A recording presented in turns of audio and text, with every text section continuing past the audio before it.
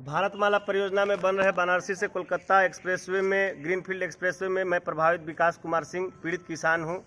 3A 22 जुलाई 2022 को हमारे यहाँ 7 फरवरी 2022 को 3A का नोटिफिकेशन निकाला गया था।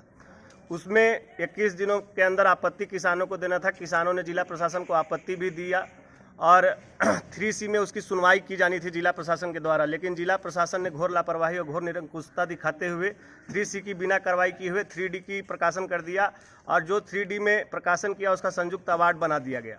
अब जिला प्रशासन ने ये 3A का जो पब्लिकेशन किया था वो किसी गाँव में जाकर ज़मीनों पर ना जाके किसी के घर बैठ कर किया गया था।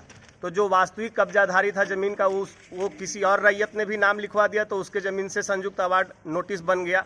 अब समस्या ये है कि जो वास्तविक ज़मीन का कब्जाधारी है उसको नोटिस नहीं निर्गत हुआ और जो गलत कब्जाधारी है उनका नोटिस है।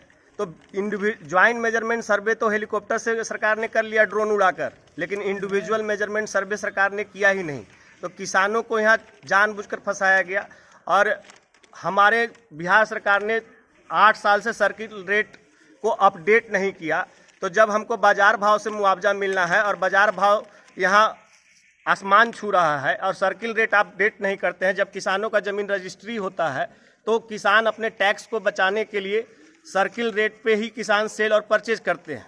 तो ज़मीन का बाज़ार में कीमत कुछ और होता है, लेकिन ऑन पेपर ज़मीन का कीमत वह दिखता है। तो जब किसानों की मुआवजा का भुगतान का बारी आया तो वो सर्किल रेट से उसका मुआवजा उठा रहे हैं।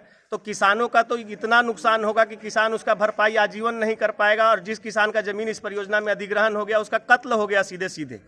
आप देश का विकास कर लेंगे भारतमाला सड़क परियोजना बनाकर, लेकिन उस किसान का विकास कैसे होगा जिस इस परियोजना में उसका ज़मीन अधिग्रहण चला गया? वो अपने विकास के बारे में कैसे सोचे? तो सवाल यहाँ पर यह है कि उचित मुआवजा आप कहते हैं कि बाजार दर से, और बाजार दर कानून कहता है NH-RLFCT 2013 की आम सभा लगाकर ग्रामीण तय करेंगे, न कि जिला प्रशासन सर्किल रेट पे मुआवजा 4 गुना बढ़ाकर देगी। तो किसानों के साथ घोर अन्याय हो रहा है, घोर गला दबाया जा रहा है। भारतमाला परियोजना नहीं है, फांसी की माला किसानों को पहनाया जा रहा है। मैं प्रभावित पीड़ित किसान विकास कुमार सिंह।